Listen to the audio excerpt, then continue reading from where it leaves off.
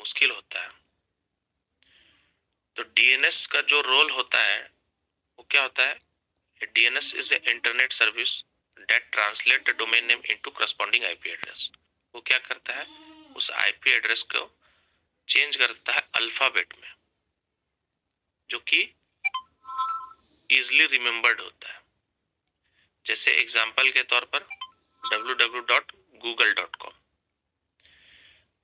तो google.com आसान है याद रखना, इसके आईपी एड्रेस याद रखने में कठिन है, जो कि होता है 104226881।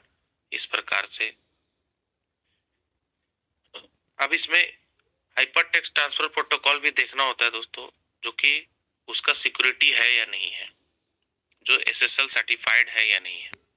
तो एसएसएल सर्टिफाइड करता क्या है कि आपकी गोपनीयता, आपके क्रेडिट कार्ड डेबिट कार्ड की गोपनीयता को बना कर रखता है। इसलिए कभी भी किसी भी सिस्टम में हम जब काम करते हैं तो सबसे पहले उसके डोमेन को चेक करें, वो डोमेन में सिक्योरिटी है या नहीं। सिक्योर मतलब सिक्योर सॉकेट लेयर एसएसएल का वो परचेज है कि नहीं उस सब सॉफ्टवेयर में।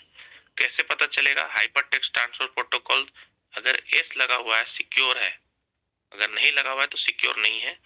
आपकी गोपनीयता वहां लीक हो जाएगी और आपका डेटा हैकर हैक कर लेंगे। क्योंकि उसका उद्देश्य ही होता है डेटा इंटीग्रिटी और डेटा प्राइवेसी, जो कि क्या करता है? क्रिप्टोग्राफिक प्रोटोकॉल क्रिएट करता है, स्टैंडर्ड क्रिप्टोग्राफिक प्रोटोकॉल, और आपकी सॉफ्टवेयर को सिक्योरिटी देता है, सुरक्षा देता है। इसमें क्लाउडफ्लेयर का भी बहुत बड़ा योगदान होता है, जो कि क्लाउडफ्लेयर एक कंटेंट डिलीवरी नेटवर्क कंपनी है, जो ग्लोबल नेटवर्क की सहायता से किसी भी वेबसाइट की ब्लॉग को सुरक्षित और क्या करता है? स्पीड बढ़ाता है। तो जैसे हम अगर इंडिया में है तो कोई अमेरिकन विजिटर वेबसाइट को विजिट करना चाहता है तो वहां के डेटा सेंटर से उसको मिलेगा। जैसे क्लाउडफ्लेयर के पूरे ऑफिस पूरे वर्ल्ड में विद्यमान है, और क्लाउडफ्लेयर सिस्टम को बहुत मजबूती देता है। तो दोस्तों, माइक्रोसॉफ्ट ने आज दावा किया कि हाल के दिन में मेटावर्स पर बहुत ही ज्यादा चर्चा हो रही है, और दो बड़े दिग्गज कंपनी आप जानते होंगे, फेसबुक और माइक्रोसॉफ्ट, दोनों ने अपना दावा किया। असल में यह टेक्नोलॉजी में विभिन्न बहुत तरह के संयम है, बहुत तरह के आयाम है, और जिसका संगम है। रियलिटी और रियलिटी वीडियो इंसान की आभासी दुनिया में रहता है। तो आज मेटा बन गया फेसबुक, और उसके सीईओ मार्क जुकरबर्ग। उनका कहना है कि तकनीक को मेन स्ट्रीम में आने के लिए अभी 10 साल लग सकते हैं।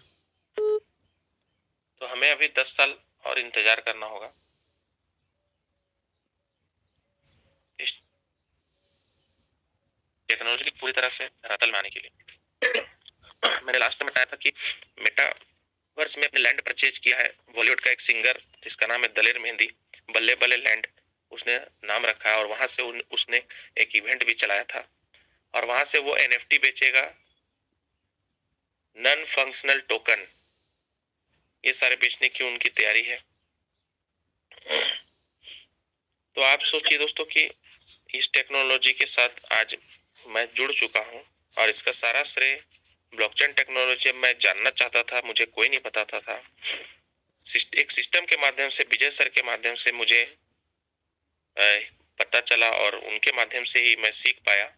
ये अलग बात है कि विजय सर से मिला मुझे, और उन्होंने मुझे हेल्प किया सीखने में, और आज क्रिप्टो में मैं थोड़ा बहुत कुछ सीख पाया हूँ। तो सारा श्रेय विजय सर का जाता है, क्योंकि सबसे पहले वही मुझे सिस्टम बताए, और आज मैं लोगों को बताने का काम कर रहा हूँ। चाहे वो दुनिया की नंबर 1 एक्सचेंज के बारे में बताना हो जिसका नाम बाइनेंस है, तो कोई नहीं बताते थे, पता नहीं कारण क्या था। लेकिन विजय सर का बहुत बहुत धन्यवाद करता हूँ मैं फिर से कि उन्होंने, मैं बार बार यही बात कर रहा हूँ दोस्तों कि एक अच्छे अपलाइन आपको जीवन भर मिलेंगे और जीवन भर आपका साथ कभी नहीं छोड़ेंगे। तो वही है, आज विजय सर का साथ हूँ तो मुझे किसी बात का कोई टेंशन नहीं रहता है, कोई डर नहीं रहता है। सॉफ्टवेयर की दुनिया में दोस्तों, सॉफ्टवेयर बेस्ड सिस्टम में हम लोग हैं और सॉफ्टवेयर के बारे में हमें बहुत जरूरी है जानना कि सिस्टम सॉफ्टवेयर और सॉफ्टवेयर अलग अलग चीजें हैं। सॉफ्टवेयर एप्लीकेशन ये सब कुछ अलग अलग है। आज हम लोग देखते हैं मार्केट में कि लोग ब्लॉकचेन के पीछे बहुत भाग रहे हैं। कुछ पता नहीं है, कोई भी सिस्टम लेकर आ गए और वो ब्लॉकचेन बताएंगे आपको, मीटिंग में ज्वाइन करने बोलेंगे, लेकिन जब उनसे पूछिए कि सॉफ्टवेयर क्या है, सिस्टम सॉफ्टवेयर क्या है, ब्लॉकचेन क्या है, मेटावर्स टेक्नोलॉजी क्या है, उनके पास आधा अधूरा ज्ञान होगा, क्योंकि वो सीखना नहीं चाह रहे हैं, पढ़ना नहीं चाह रहे हैं। सिर्फ उन्हें एक ही चीज मोटिवेट किया जा रहा है, स्टैकिंग के लिए। स्टैकिंग करेंगे, आपको इतना लगाना है, इतना आएगा। कहाँ क्या लगाना है, कहाँ लगाना है, कैसे लगाना है, पता नहीं। तो ये सारी जानकारियां दोस्तों हमें होनी चाहिए। उसी में सिस्टम सॉफ्टवेयर ऑपरेटिंग सिस्टम का बहुत अच्छा उदाहरण है, जो कि ओएस कंप्यूटर के प्रोग्राम को मैनेज करता है, जिसे हम लोग अब बहुत सारे लोग इसको कहते हैं ऑपरेटिंग सिस्टम। तो कंप्यूटर जिस पर रन होता है, जो इंस्ट्रक्ट फॉलो करता है, टास्क को परफॉर्म करता है, वही है सिस्टम सॉफ्टवेयर। सिस्टम सॉफ्टवेयर उन फाइल्स और प्रोग्राम को रेफर किया जाता है जो कंप्यूटर के ऑपरेटिंग सिस्टम में बनाते हैं, जैसे कि libraries of functions, system services, drivers, printer, दूसरे हार्डवेयर सिस्टम प्रेफरेंस, साथ में दूसरे कॉन्फ़िगर फाइल। वहीं अगर उन पर प्रोग्राम की बात करें तो सिस्टम सॉफ्टवेयर का हिस्सा है। तब उसमें assembler, compiler, file management tool, system utility और डिबगर आते हैं। तो सिस्टम सॉफ्टवेयर तब तक कंप्यूटर में इंस्टॉल हो जाते हैं जब तक ऑपरेटिंग सिस्टम को इंस्टॉल करते हैं। चाहे सॉफ्टवेयर को अपडेट भी कर सकते हैं, और कुछ प्रोग्राम जैसे विंडोज अपडेट हम लोग हमेशा सुनते हैं कि हमारा विंडोज का अपडेट हो रहा है, ओएस का अपडेट हो रहा है। तो पहले, आज हम लोग एप्पल का ओएस जानते होंगे, एप्पल मैक ओएस यूज करता है दोस्तों, और माइक्रोसॉफ्ट का अपना विंडोज है। तो एक बात हमें समझ लेना होगा कि एप्लीकेशन प्रोग्राम की तरह, लेकिन system software end user run नहीं कर सकता। जैसे उदाहरण के लिए, आप भले ही पूरे दिन में केवल वेब ब्राउजर का इस्तेमाल कर रहे हो अपने कंप्यूटर में, ऐसे में आपने कभी भी असेंबलर प्रोग्राम का इस्तेमाल नहीं किया होगा इस बीच में। अब एप्लीकेशन सॉफ्टवेयर, क्योंकि सिस्टम सॉफ्टवेयर आपके कंप्यूटर को बहुत ही बेसिक लेवल में काम कर रहा होता है, इसलिए उसे लो लेवल सॉफ्टवेयर कहा जाता है। और ये क्या होता है कि यूजर इंटरफेस को जनरेट करता है।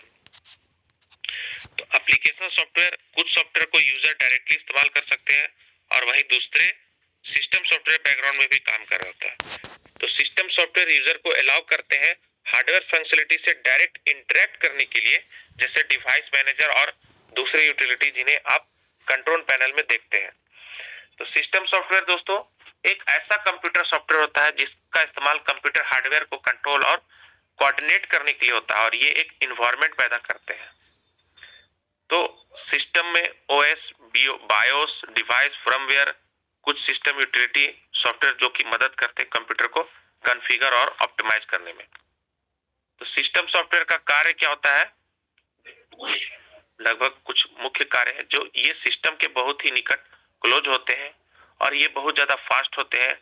अगर इनकी स्पीड की बात करें तो ये बहुत ज्यादा फास्ट होते हैं। इन्हें डिजाइन करना बहुत ही डिफिकल्ट होता है, साथ ही इसे समझना भी उतना ही डिफिकल्ट होता है। ये बहुत ही कम इंटरेक्टिव होते हैं, इनकी साइज बहुत ही छोटी होती है, इसे मैनिपुलेट करना भी बहुत ही डिफिकल्ट होता है। अक्सर इनके प्रोग्राम को लो लेवल लैंग्वेज में लिखा जाता है। ये प्रोग्रामिंग लैंग्वेज होता है जो कि लो लेवल लैंग्वेज में लिखा जाता है। अब सिस्टम सॉफ्टवेयर की बहुत सारी कैटेगरीज है। Operating system, device driver, firmware, translator, utility. तो ऑपरेटिंग सिस्टम हम सभी जानते हैं कि एक प्रकार का सिस्टम का क्या होता है, कर्नेल होता है जो कंप्यूटर हार्डवेयर और इंड यूजर के बीच माध्यम बनाता है। डिवाइस ड्राइवर, हम सभी कोई भी सिस्टम में जैसे सीडी लगाया, सीडी ड्राइवर होता है तो उसका ड्राइवर इंस्टॉल करना पड़ता है। साउंड का भी ड्राइवर इंस्टॉल करना पड़ता है। उसके सॉफ्टवेयर को अगर इंस्टॉल नहीं करेंगे तो वो वर्क नहीं करेगा दोस्तों। तो ड्राइवर सॉफ्टवेयर भी इसी प्रकार सिस्टम सॉफ्टवेयर होता है जो कि कंप्यूटर डिवाइस और उसके जितने भी पेरिफेरल्स है उसको क्या करता है, जिंदा रखता है, यानी कि उसको संचालित करने में मदद करता है एक ड्राइवर की मदद से। और ड्राइवर आप जब डिवाइस खरीदते हैं तो उसके साथ भी मिलता है और ऑनलाइन भी आप डाउनलोड कर सकते हैं। जैसे माउस, कीबोर्ड और साउंड कार्ड, इसको भी लगाते हैं हम तो ये डायरेक्टली ऑपरेट नहीं होता है, उसका अलग से ड्राइवर इंस्टॉल होता है जो कि सॉफ्टवेयर ही है वो भी। फर्मवेयर भी क्या है, एक ऑपरेशनल सॉफ्टवेयर है जो कि एम्बेडेड किया जाता है एक फ्लैश, रोम, ईरोम मेमोरी चिप और उसके ओएस ऑपरेटिंग सिस्टम को आसान आइडेंटिफाई करने के लिए। और ये फर्मवेयर सिक्योरिटी भी देता है। फर्मवेयर का मतलब है फिक्स्ड सॉफ्टवेयर होता है, जैसे कि इस्तेमाल किया हुआ शब्द फ्रम दर्शाता है उसी तरह इंस्टॉल किया जाता है नॉन वोलेटाइल चिप, और केवल अपग्रेड तभी किया जाता है जब इसे प्रोग्राम चिप में स्वैप किया जाता है। अब बात आती है दोस्तों प्रोग्रामिंग लैंग्वेज। प्रोग्रामिंग लैंग्वेज के बिना कोई सॉफ्टवेयर नहीं बन सकता है। प्रोग्रामिंग लैंग्वेज, आज जितने भी सॉफ्टवेयर इंजीनियर है या जो भी सॉफ्टवेयर रन कर रहा है वो किस पर रन कर रहा है, कैसे बना, वो प्रोग्रामिंग लैंग्वेज पर बना। तो हम लोग जब बीसीए कर रहे थे तो उसी समय हमें प्रोग्रामिंग लैंग्वेज पढ़ाया गया था और वो था सी प्लस, जावा, डॉटनेट, वीवी, ये सारे प्रोग्रामिंग लैंग्वेज है। ओरेकल, आज बड़े बड़े सॉफ्टवेयर कंपनियां बड़े बड़े ओरेकल के नॉलेज दे रहे हैं और सर्टिफिकेशन दे रहे हैं।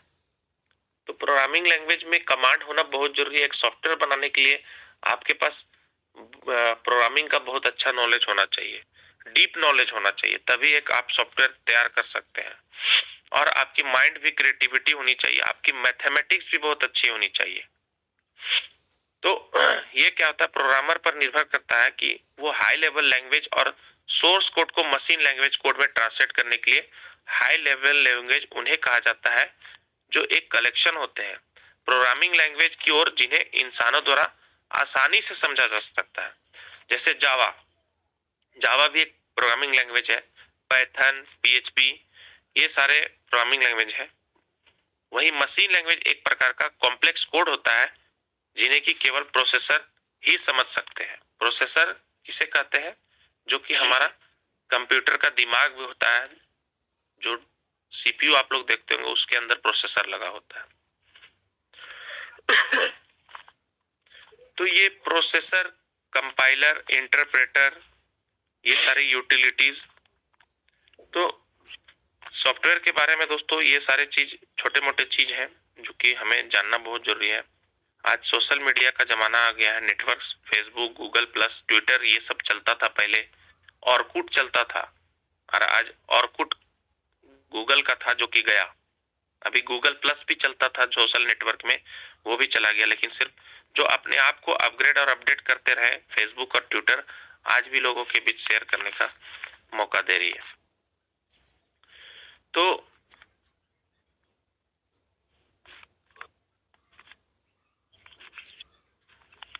आवाज आ रही है गुरुजी? आ रही है साथी कन जी जी आ रही है ना। अब किसी भी सॉफ्टवेयर में एलेक्सा रैंक के बारे में हम लोग सुने होंगे कि एलेक्सा रैंक बढ़ रहा है, घट रहा है। तो सिस्टम की एलेक्सा रैंक डिपेंड करता है उसके यूजर पर। एलेक्सा क्या है, एलेक्सा दर्शाता है साइट की तुलना में इंटरनेट पर कितना लोकप्रिय है। ये इंटरनेट की दुनिया में कितना लोकप्रिय है, एलेक्सा क्या करता है, मेजर करता है वेबसाइट की पॉपुलैरिटी को, और उसके आधार पर वो रैंक बताता है कि कोई भी वेबसाइट कितना पॉपुलर है।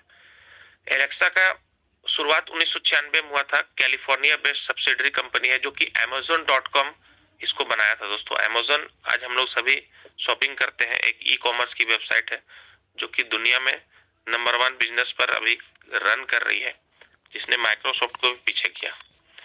और वो आज हम लोग एलेक्सा डिवाइस भी यूज करते हैं जो कि AI टेक्नोलॉजी पर काम करता है। आज आप लोग देखते होंगे कि वॉइस कमांड पर एलेक्सा ऑपरेट होती है, जैसे गूगल भी होती थी, और बहुत सारे डिवाइस आज एलेक्सा पर ऑपरेट हो रहे हैं। तो मैं भी एलेक्सा डिवाइस यूज कर रहा हूँ और अच्छा लगता है टेक्नोलॉजी के साथ जुड़ना, समझना।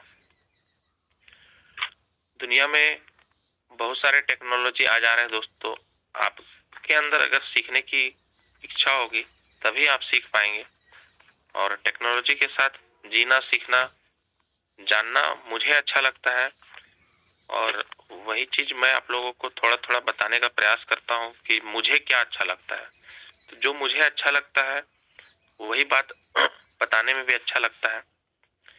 सीखना, ब्लॉकचेन टेक्नोलॉजी, बिटकॉइन, ये सब कुछ हम लोग बहुत कुछ सीखे हैं, जाने हैं, सुनते हैं।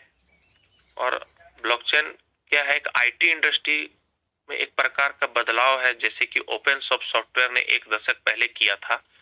जिस प्रकार लाइनेक्स करीब 1 दशक से मॉडर्न एप्लीकेशन डेवलपमेंट का क्या रहा, बेसिक मूल रहा था दोस्तों, उसी प्रकार ब्लॉकचेन अभी के समय में और आने वाले समय में एक बेहतरीन जरिया बन जाएगा क्या करने का, इंफॉर्मेशन शेयर करने का, और जिसका कॉस्ट बहुत ही लो होगा। हर इंसान लो कॉस्ट में एक बड़ा और आसानी से इम्प्लीमेंट करना चाहता है, अपने बिजनेस को ग्रोथ करना चाहता है। लेकिन ब्लॉकचेन टेक्नोलॉजी को लेकर बहुत सारे लोगों में बहुत तरह की दुविधाएं हुई है। मैं पहले भी ये बात कह चुका हूँ। भविष्य टेक्नोलॉजी की तरह ये ब्लॉकचेन टेक्नोलॉजी को पूरी तरह से समझना होगा। इसके लिए अलग अलग पहलू पर विचार करना होगा कि ये टेक्नोलॉजी को बेहतर बोल रहे हैं तो वो कैसे है। ब्लॉकचेन को अपनाने में अभी भी लोगों की गति बहुत धीमी है, क्योंकि उनके पास, बहुत सारे लोगों के पास मोबाइल नहीं है, बड़ा मोबाइल सॉफ्टवेयर जो कि अब स्मार्टफोन नहीं है। बहुत लोगों के पास इंग्लिश पढ़ने का या हिंदी पढ़ने का भी ज्ञान नहीं है, इलिटरेट है। तो वहां पर थोड़ी सी चैलेंज आ जाती है, लेकिन लोग इसे एक्सेप्ट कर रहे हैं। टाइम से, समय से चेंज हो रहा है, लोगों की मेंटेलिटी को लोग चेंज कर दिया जा रहा है। तो ब्लॉकचेन टेक्नोलॉजी दोस्तों एक डिजिटल लेजर है। लेकिन क्या आप जानते हैं कि लेजर क्या होता है? हम सभी जानते हैं कि लेजर क्या होता है। हम सभी अपना अपना घर में भी लेजर बनाते हैं। लेजर ऐसा बुक है जिसमें हम अकाउंट रखते हैं, किस चीज का, अपने डेबिट्स और क्रेडिट्स का। तो ब्लॉकचेन वही काम करती है, ट्रांजैक्शन को क्या करती है, पोस्ट करती है। और ये बुक जहां ओरिजिनल एंट्री होता है, जैसे यूं कहें कि ओरिजिनल बुक से एंट्री और इस लेजर में अपडेट होते हैं। ब्लॉकचेन टेक्नोलॉजी को आसान शब्द में हम समझते हैं। सपोज करिए, मान लीजिए कि एक फाइल को आप ट्रांजैक्शन जो कि आपके कंप्यूटर में है, दो गवर्नमेंट अकाउंटेंट्स का कहने का मतलब है माइनर्स, ब्लॉकचेन की भाषा में इसे माइनर्स कहते हैं, के पास वही समान फाइल उनके सिस्टम में है। मतलब सेम फाइल उनके सिस्टम में है, कंप्यूटर में है। जैसे कि आप एक कंप्यूटर में ट्रांजैक्शन करते हैं, आपका कंप्यूटर उन दोनों अकाउंटेंट को क्या करता है, ईमेल करता है, उन्हें इन्फॉर्म करता है, उन्हें सूचना देता है। हर एक अकाउंटेंट जल्द से जल्द सबसे पहले चेक करना चाहता है कि कहीं आप इसे अफोर्ड कर सकते हैं या नहीं, और इसके बदले में उन्हें क्या मिलता है, सैलरी मिलता है। किस रूप में, बिटकॉइन के रूप में।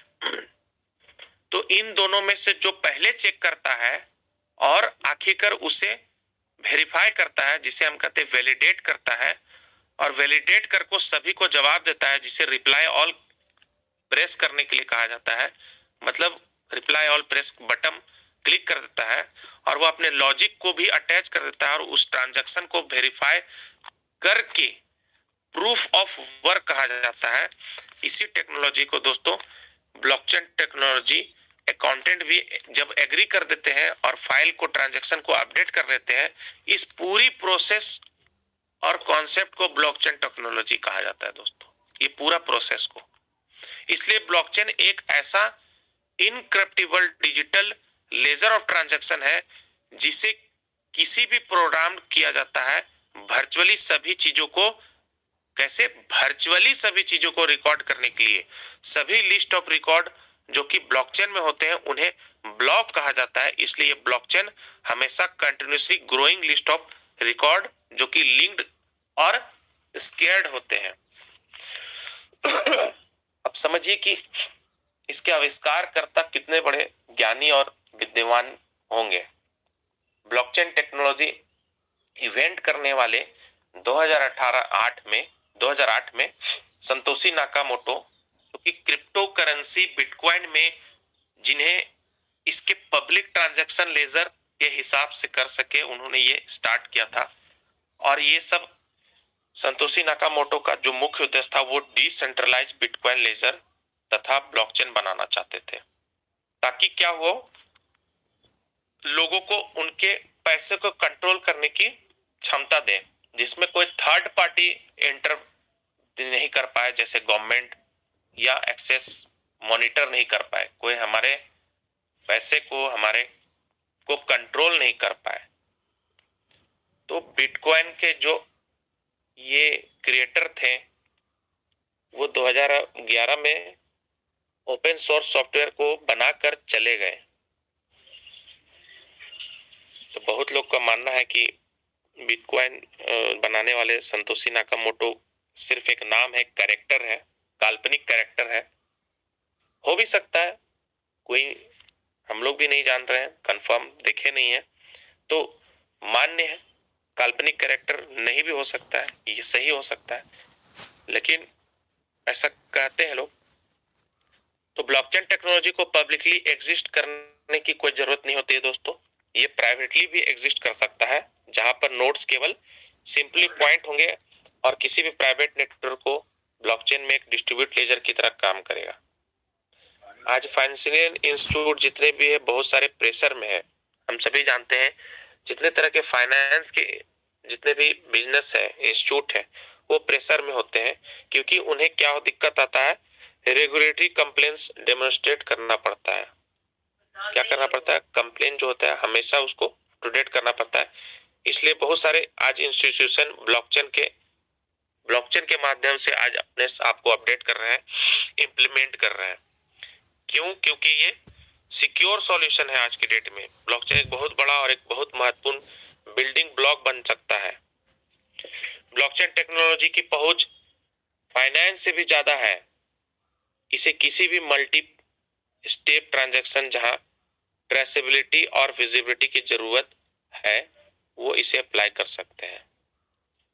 तो इसके साथ बहुत सारे टेक्नोलॉजी है दोस्तों। बिटकॉइन जैसे ब्लॉकचेन के लिए ईमेल, वैसे इंटरनेट के लिए था। 1990 में जब इंटरनेट टेक्नोलॉजी टीसीपी पे आईपी और हाइपरटेक्स्ट ट्रांसफर प्रोटोकॉल, इसे नेटिव स्टेज में जब ईमेल आया था, ईमेल जो हम लोग आज मेल करते हैं, जो कि बना था बहुत ही आसानी से, आज हम लोग मेल कर लेते हैं। तो उस समय चैट सॉफ्टवेयर भी आया था जिसका नाम था स्काइप, जिस पर स्काइप पर वीडियो चैटिंग होता था।